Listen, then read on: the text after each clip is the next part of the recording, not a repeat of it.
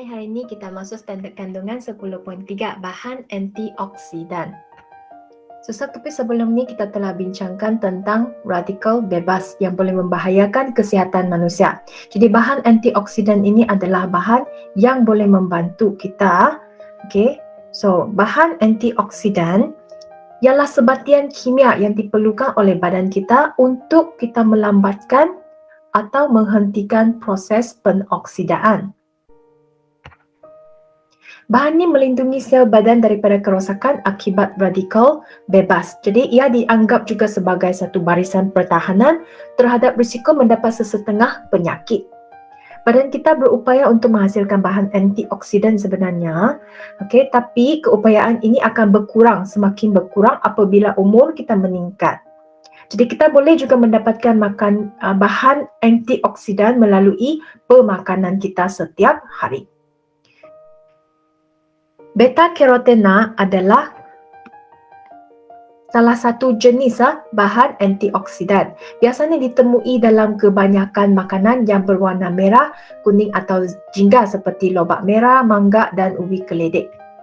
Lutein sering dikaitkan dengan mata yang sihat. Dikaitkan dengan mata yang sihat. Bahan antioksidan ini terdapat dalam kuantiti yang banyak dalam sayur-sayuran berdaun hijau seperti bayam, kubis dan juga brokoli.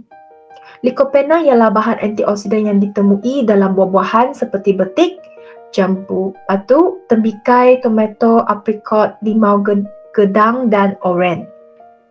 Selain daripada 3 bahan antioksidan ini, diikuti dengan vitamin C ialah vitamin yang larut air dan juga dikenali sebagai asid ascorbic. Bahan antioksidan ini terdapat dalam buah-buahan sitrus, bayam, brokoli, kiwi, strawberry, cranberry, kubis, lada hijau dan juga biji. Vitamin E juga dikenali sebagai alpha tocopherol. Ia merupakan bahan antioksidan yang terdapat dalam pelbagai jenis minyak termasuk minyak kelapa sawit, minyak germa gandum, minyak jagung, minyak kacang soya. Bahan ini juga ditemui dalam aprikot, brokoli, kekacang dan juga mangga. Kelima-lima yang dibincangkan tadi adalah bahan-bahan antioksidan yang kita boleh dapat daripada pemakanan kita, daripada makanan. Faktor yang mempengaruhi pengoksidaan makanan. Sebenarnya proses pengoksidaan ni bukan saja berlaku dalam badan kita. Boleh dilihat juga berlaku kepada makanan yang telah terdedah kepada udara. Cikgu percaya semua pernah nampak proses pengoksidaan pada buah-buahan. Proses ini menyebabkan buah-buahan seperti apel, pisang menjadi perang apabila dibiarkan terdedah kepada udara. Itu sahaja untuk subtopik tentang bahan-bahan antioksidan. Mari kita bincangkan praktis formatif 10.3. Ada 2 soalan yang ringkas sahaja. Yang pertama, apakah maksud bahan antioksidan? Ini cadangan jawapan dia. Bahan antioksidan ialah sebatian kimia yang boleh diperoleh daripada sintesis kimia atau tumbuhan semula jadi. Bahan antioksidan diperlukan oleh badan kita untuk melambatkan ataupun tolong menghentikan proses antioksidan. Soalan nombor 2. Berikan 3 contoh bahan antioksidan yang terdapat dalam makanan. Kamu boleh bagi 3 contoh bahan antioksidan. Beta-carotene, kita telah bincang lutein, kita telah bincang lycopene, vitamin C, vitamin E. Jadi kamu boleh bagilah mana-mana 3 contoh. Seterusnya cikgu akan teruskan dengan standard kandungan 10.4 iaitu tentang produk kesihatan. Produk kesihatan. Produk kesihatan biasanya mengandungi bahan aktif. Bahan aktif adalah komponen tertentu yang ada di dalam sesuatu produk dan mempunyai kesan terhadap penyembuhan ataupun pencegahan penyakit. Dalam contoh di sini, dalam produk kesihatan ini, ia mengandungi bahan aktif. Bahan aktifnya ialah vitamin C, di mana vitamin C ini bertujuan untuk memperlahankan ataupun menghentikan proses penoksidaan. Jadi penggunaan produk kesihatan yang terdapat dalam pasaran. Produk kesihatan seperti suplemen diambil untuk memulihkan penyakit dan mengekalkan kesihatan kita. Penggunaan produk kesihatan yang terdapat dalam pasaran. Produk kesihatan yang baik dapat menjamin tumbesaran yang normal dan meningkatkan daya pencegahan penyakit.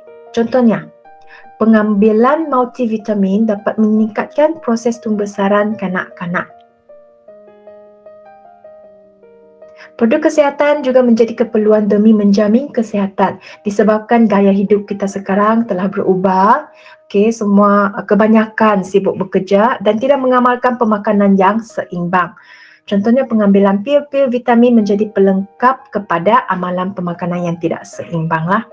Jadi itu saja untuk subtopik 10.4. Kita bincang dulu dua soalan yang simple pada praktis formatif 10.4.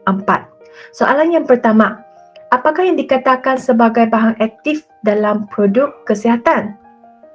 Bahan aktif ialah komponen tertentu dalam sesuatu produk yang mempunyai kesan terhadap penyembuhan ataupun boleh tolong mencegahkan penyakit.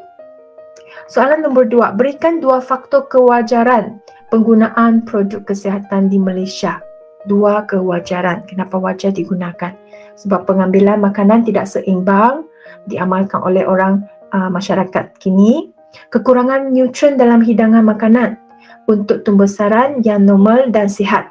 Meningkatkan keimunan badan untuk melawan penyakit. So, sini ada banyak contoh, jadi kamu boleh ambil mana-mana 2 sebagai jawapan kewajaran penggunaan produk kesihatan di Malaysia. So, itu saja untuk bab 10. Kita sudah habis bab 10. So, sila tonton video ini bersama rujukan dengan buku teks lah. Terima kasih. Selamat belajar.